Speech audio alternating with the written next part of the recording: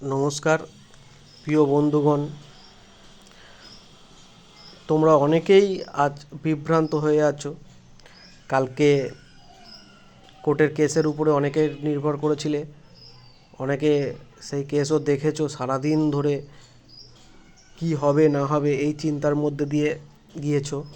আমিও একজন অ্যাসপিরিয়েন্ট, আমিও দেখেছি কালকে সারাদিন। আমিও বিভ্রান্ত হয়ে আছি যে কবে রেজাল্ট দেবে। তার মধ্যে অনেকে এই নিয়ে বিভ্রান্ত হয়ে আছে কাট অফ কত যাবে, আদেও আমার কাট অফ ক্লিয়ার হবে কি না। যে 60,000-এর ক্যান্ডিডেটের নাম্বার দেখিয়েছে তাদের তো প্রচুর প্রচুর নাম্বার দেখতে পাচ্ছি, আমি চান্স পাবো কি না। তবে তোমাদেরকে বলে রাখি, এই 60,000-এর মধ্যে কিন্তু 39,000 ছেলে মেয়ে কিন্তু বাদ চলে গেছে এবং আছে কিন্তু 21,000, এবং বেশি বেশি নাম্বার পাওয়া ছেলের সংখ্যা কিন্তু এখানে বাদ যাওয়ার সম্ভাবনা অনেকটা বেশি। আজ আমি নিজে পরীক্ষার্থী, ইন্টারভিউ দিয়ে আসার পর থেকে যে কী অবস্থায় ভুগছি সেটা আমিও জানি। এর মধ্যেই তোমাদের একটা ভিডিও আনলাম। অনেকেই কাট অফ নিয়ে প্রচুর কাটাছেঁড়া বিশ্লেষণ করছো এবং তোমরা বিভ্রান্ত হয়ে আছো। আমি তোমাদেরকে যে কাট অফটা স্ক্রিনে দেখাচ্ছি সেই কাট অফটা দেখে নাও। এক কথায় এর বাইরে কোনো কাট অফ যাবে না, এক কথায় এর বাইরে কোনো কাট অফ যাবে না।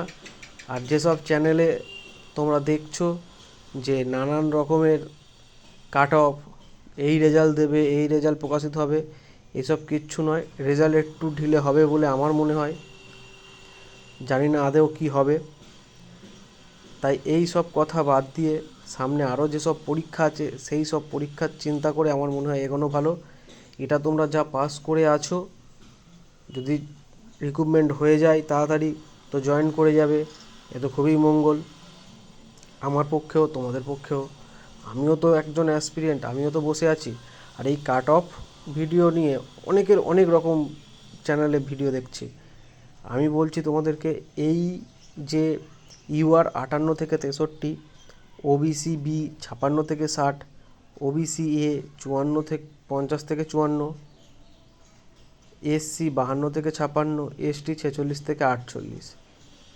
এবার যেটা মনে হয় ইউআর 60-63-র মধ্যে যাবে, ওবিসি ওবিসি যে 58-57 এরকম যেতে পারে, ওবিসি এ ওই 52 এরকম যেতে পারে, এসসি 54 থেকে 56 থাকবে, এসটিও 46 থেকে 48-এর মধ্যেই নাম্বার থাকবে। তো এর বাইরে কাট অফ যাবে না। কাট অফ নিয়ে কেউ চিন্তা করো না, তোমরা পরীক্ষা দিয়ে এসছো, যারা ইন্টারভিউ দিয়ে এসছো তাদেরকে বলছি তোমরা একদম শিওর আছো যে আমরা চাকরি পেয়ে যাব কনফার্ম, তাদেরকে বলছি এই বিভ্রান্তে পড়ো না। তোমরা তোমাদের নতুন করে আরও পিএসসি বলো, এসএসসি বলো, নানান যেসব পরীক্ষা হচ্ছে সেই সব পরীক্ষার চিন্তা করো। এগুলোকে একদম মাথা থেকে ছেড়ে ফেলো। জানি খুবই কঠিনকর ব্যাপার, বই পড়তে বসলেই মনে হচ্ছে যে কী হবে কী হবে, তাও বলছি কথাটা। তোমরা পড়াশোনার মধ্যে ফেরো আর এইসব বিভ্রান্ত থেকে দূরে থাকো।